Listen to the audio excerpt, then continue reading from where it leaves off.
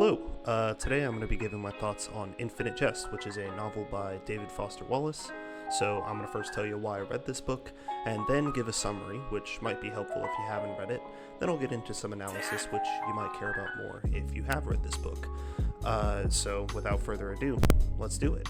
I bought this book at Paper Street Coffee Company in Spokane, and that's not really relevant, but I wanted to give them a shout out because it's a very cool store. But I bought it maybe a year and a half ago, and it took me a while to crack it open because I don't know if you know about this book, but it's 1,000 fucking pages, and that's without the endnotes. And I want to apologize in advance for the summary I'm going to give because I couldn't get to everything, so I decided to just give a quick overview, and if you want to know more, you're going to have to read it or hit the Wikipedia or something, because frankly, it is beyond my powers to give a summary in a video like this. But I wanted to say I got some time to sit down and crack it open, and thank God that I did, because this might be the best book that I've ever read. Despite the length, I found that I was always ready to come back and keep reading, and I was just excited to read this book every time I opened it.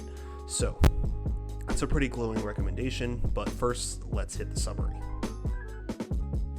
So, like I said, the more traditional summary I attempted to write ended up being super long, and ultimately I thought it was a disservice to the book. So instead, I'm just going to give a quick overview of the very basic premise, and then freeball some more explanation during the analysis section of my video. So there were three main plot points that this book kind of revolved around. The first is that of the Enfield Tennis Academy, which is a tennis-related boarding school that is run by the Incandenza family and attended by some of its members along with other tennis prodigies. There's also, in this book, a movie that is so good that it kills you if you watch it to its completion, or even the first couple seconds. And this is ultimately created by one of the members of the Incandenza family as well. And the last plot point that I think is really pivotal is that of the Ennet House, which is a drug and alcohol recovery clinic which is located just down the hill from the tennis academy. There's a constellation of characters that orbit around these three main premises, and they all have their own backstories and flaws and motivations, but for the most part they all tie back into one of the three things that I mentioned earlier. So they're all peculiar in a variety of ways, but they're shaped by the socio-political situation of their world, which is a wacky, corporatized, polluted, near-future version of the USA called Onan. Unfortunately, I don't think I'm going to get into details beyond that, because if I start, I don't think I'm going to be able to stop, so as shitty as it is, I'm cutting off the summary right there. Time for some analysis. I'm going to talk about suicide in the next couple minutes, so if that's something that you're sensitive to, maybe you should be warned or click off this video. David Foster Wallace, the author of this novel, committed suicide at the age of 46. And while I don't think I can adequately step into his mental state because I don't suffer from any related issues, it seems evident based on the writing in this book that there are several things that troubled him about society and life in general. So I think it's fair to, if not dive into his mental state, at least draw some conclusions based on the things that he wrote. Infinite Jest talks a lot about irresistible pleasure. The only character who has a story told from a first-person perspective, Hal, suffers from a marijuana addiction, and from some research I did on my own, I think it's fair to say that Wallace struggled with some similar issues. A significant chunk of this book is dedicated to talking about addiction and recovery, and one of the main plot points, that of the movie that kills you, is it puts a really literal twist on all-consuming media.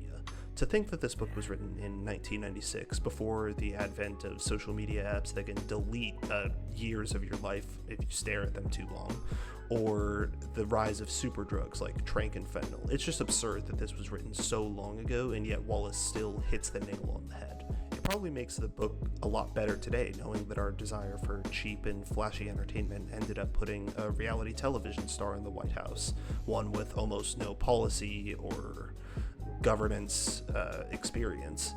And the same thing happens in Infinite Jest. A singer surrounded by nepotism and eccentricity ends up as the president of this future nation. Ultimately, it's a bit of an open question whether the characters in this book are able to resolve their addictions to sex and beauty and drugs and perfection, but I think in the real world we're slowly losing the plot more and more every day, and that this is something that Wallace predicted. I think if he were to come back 17 years after his suicide, he'd be incredibly and profoundly disappointed at the place that we're at today. Even beyond just the seeking of pleasure, I think there's a lot being said in this book about how foolish this pursuit of happiness in our life today is, and you can just feel Wallace's frustration bleeding through the pages sometimes. One key example of this is when he talks about the oft-repeated sayings that are mentioned in connection to Alcoholics Anonymous. They seem to both annoy and mystify Wallace, not because these sayings are, overly complex or hard to understand, but because they're so simple and yet they seem to work. And that's the really mystifying part of Wallace, that if you internalize this belief that you on the surface find ridiculous and banal, it ends up working. In addition, Hal, who is on paper a genius, lacks all sort of emotional depth and complexity. And so even though he's talented with this beautiful mind, he never finds the emotional capacity to actually do anything with that mind, which I think is an absurd twist. And on the other hand, some of the objectively dumbest characters in the story, like Don Gately, who's literally called the big indestructible moron, and is an ex-addict who's a substance abuse counselor. And same with Mario, who is profoundly disabled, and Hal's younger brother. These are the characters that are quote-unquote dumb, but they have some of the most complex and touching emotional storylines in the whole book. So that might be a minor point in relation to everything else that's going on in this book, but it's what stuck with me. One more thing we have to talk about here is just the skill that David Foster Wallace has as an author, because holy hell, his ability to represent a variety of perspectives, to write wacky and entertaining fiction, and to keep you coming back to this book that is dauntingly large is just unparalleled. I can't think of another book where I've laughed out loud reading it, and while this isn't really much of a tearjerker, there's a lot of really touching parts. So in that regard, I just want to talk about some scenes I enjoyed, and there's going to be spoilers, so if you don't want spoilers, now would be the time to click off. Alright, so there's a part where Joelle, who is an intoxicatingly beautiful baton twirler of all things, goes to Thanksgiving dinner with the Incandenza family, and she's Hal's other brother's date, and she offers commentary on their family dynamic the whole time that we're there, and I thought this part was great. Being on the outside of a family dynamic and finally getting the chance to step in and see what it's like on the inside is a nerve-wracking and confusing experience. The anxiety, desire to please, and new stimuli are really overwhelming, and I've been in this situation before, and I think Wallace captured it in a phenomenal way. There's another part of this book that I'll call the fight scene, which I think is the physical climax of this story. There's a lot of plot points that are eventually brought to a head here, and it ends with one of the main characters, Don, getting shot. This was so interesting. I just felt like Wallace was flexing his narrative and descriptory powers, and I was reading this on my lunch break at work, and I remember being viscerally angry that 1 p.m. had showed up, and it was time for me to go back to work, and I hadn't figured out what had happened. So really, it's a sign of how good an author is if they can keep you gripped like that. Maybe the third or fourth scene in this book also talks about late-stage marijuana addiction, and this stuck with me. I feel like I'm a little more qualified to talk about this than any other plot point in the story, but there's a point where Wallace kind of stops telling a story, and he just kind of tells it like it is, and man, it's good.